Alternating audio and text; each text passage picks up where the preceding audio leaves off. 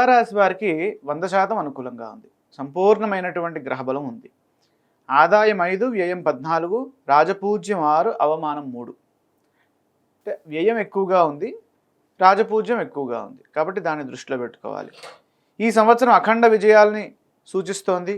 శని 6వ రాశిలో సంచారం చేస్తున్నప్పుడు చాలా చక్కటి శుభ ఫలితాలు వస్తాయి. ఎదురు చూస్తున్న పనుల్లో పురోగతి ఉంటుంది. విరోధులు మిత్రులుగా మారుతారు. వృత్తి ఉద్యోగ వ్యాపారాల్లో మీ మాటకు విలువ పెరుగుతుంది. రాజయోగం సూచితం. తగినంత గుర్తింపును సాధిస్తారు. మీ కృషికి ఫలితాన్ని పొందేటటువంటి సంవత్సరంగా ఈ సంవత్సరం గోచరమవుతుంది. జీవితాన్ని మలుపు తిప్పేటటువంటి సంఘటనలు చోటు చేసుకుంటాయి.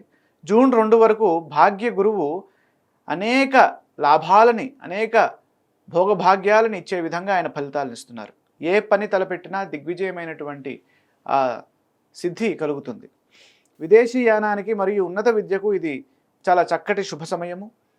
విద్యార్థులకు సర్వోత్తమమైనటువంటి ఫలితాలు గోచరిస్తున్నాయి. జూన్ నుండి గురువు 10వ రాశిలో మారినా కూడా ఇక్కడ వృత్తిపరంగా మేలే చేకూరుతుంది. ఆ సమయంలో సకాలంలో ఏకాగ్రతతో పనిచేయడం ద్వారా అనుకూల ఫలితాలు సిద్ధిస్తాయి. కేతువు లాభంలో ఉండడం వల్ల ఆధ్యాత్మిక మార్గాల ద్వారా, ఊహించని మార్గాల ద్వారా లాభాలు వస్తాయి. ఇందాకే అనుకున్నాం రాహుకేతువులు ఛాయాగ్రహాలు మాయని చేస్తాయని. మీరు ఎప్పుడో పెట్టుబడి పెట్టి ఉంటారు. ఆ పెట్టుబడి ఆకస్మికంగా రెట్టింపు అవడమో, ఇంకా దానికి ఇంటూ 3 10 అవుతూ ఉంటుందన్నమాట.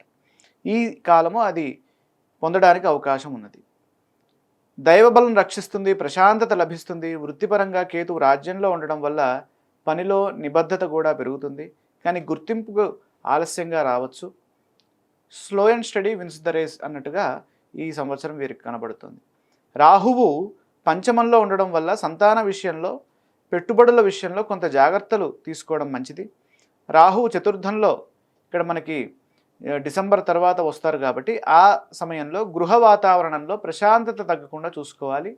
కుటుంబ సభ్యులతో చెప్పి చేయడం మంచిది. ఏ పనైనా సరే వాళ్ళ యొక్క ఆమోదం తీసుకుంటూ ముందుకు వెళ్ళినట్లయితే ఎక్కడ మిస్కమ్యూనికేషన్ ఉండదు. తద్వారా సగం ప్రాబ్లమ్స్ అన్నీ తొలగుతాయి. అక్టోబర్ తర్వాత గురువు మళ్ళీ లాభంలోకి వస్తారు. ఆ తర్వాత మనకి అనుకూల ఫలితాలు సిద్ధిస్తాయి.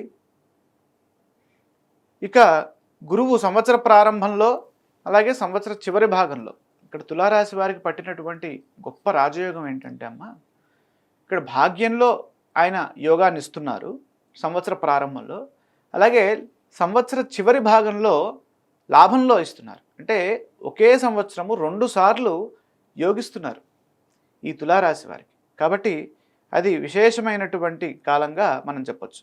సాధనా సామర్థ్యాన్ని బట్టి వీరికి అదృష్టయోగం సూచితమవుతోంది.